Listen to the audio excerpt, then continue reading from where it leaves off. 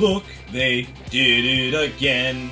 Another SEGA Ages for the win. Oh baby, baby, look, they did it again.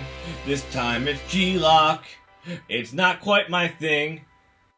So G-LOC was released for the Nintendo Switch via the SEGA Ages collection.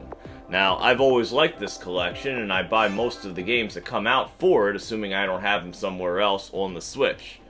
G-LOC, I have never played the arcade game. Keep in mind, this game was based in an arcade where it had a movable seat. It was more of an amusement park ride than a game, at least in my opinion. So its transition to the Nintendo Switch is not ideal. If we take a moment to look at the manual, you can see all of its options. Now you can play it just as the arcade, but it also has some other features. You can also play in Ages mode, and in this one's case, you get the full 16 mission arcade mode beginner course.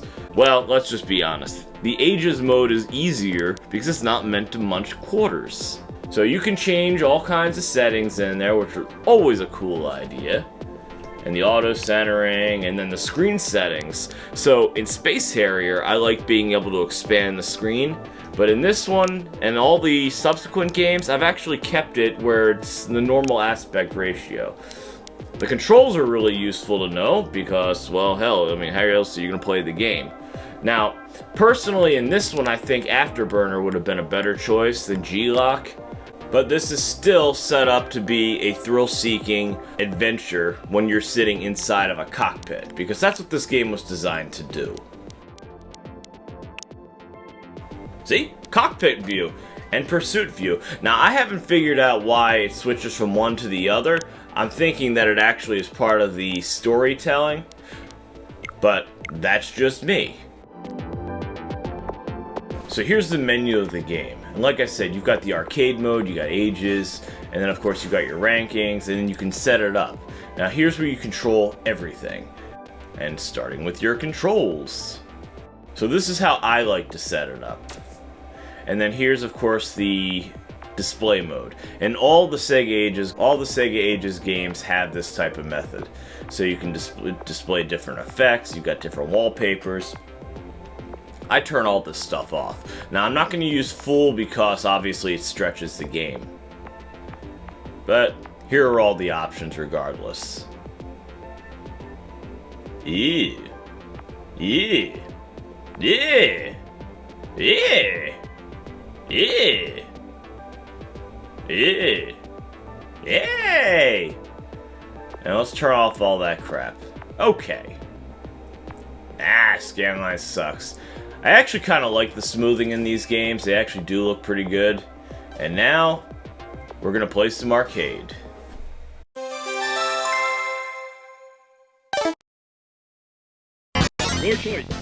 So the arcade game is set up to look just like the arcade game that came out in 1990. Does it win you over? Or would you have preferred Afterburner also?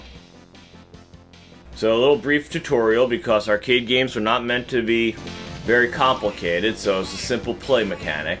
And in this game it really is. So you're shooting down other planes. When they get into your reticule, you launch a missile and you shoot them down. After you shoot down the required number, you move on to the next level. Shoot down 8 enemies. Yep, there we go. Look at me, I'm shooting planes. Woohoo! But I'm also playing on beginner mode. So once you hit the red reticule, at that point you're able to lock onto your target, and then you can make them go boom.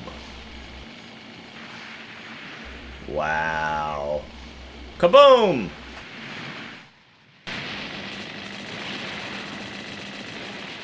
When you die, you get one of those classic super scroller moments, and then typical of the time period, you get your congratulations. You get to put your initials into the game via typewriter.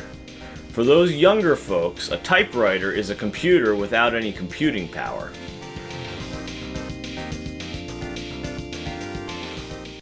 So I am very proud of my accomplishment here.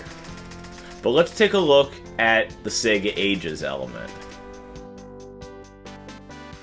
So, moving right ahead. So I'm gonna level with you.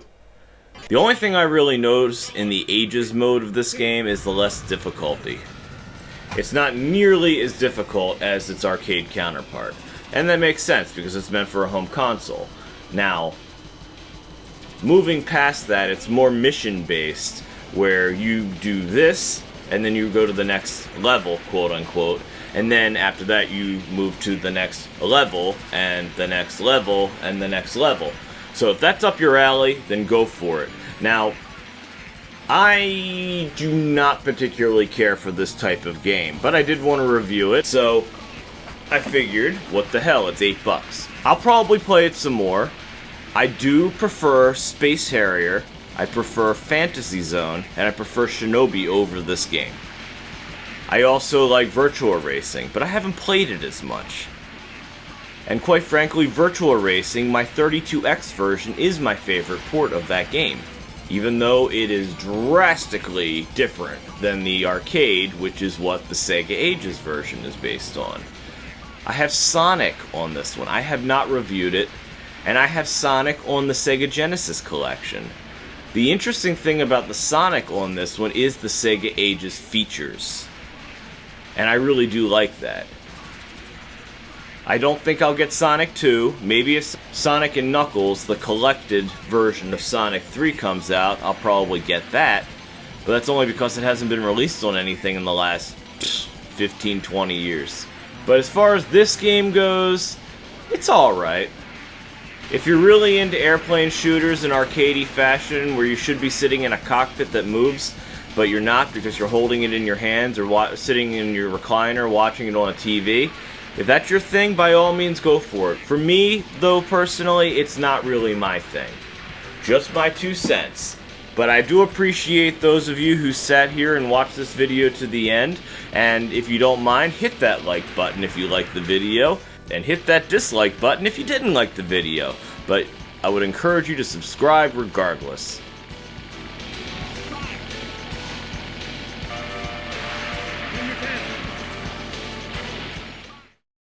If you got this far, you probably liked the video. Well, how about checking out some of these other ones? And if you like them too, please subscribe. Have a good one.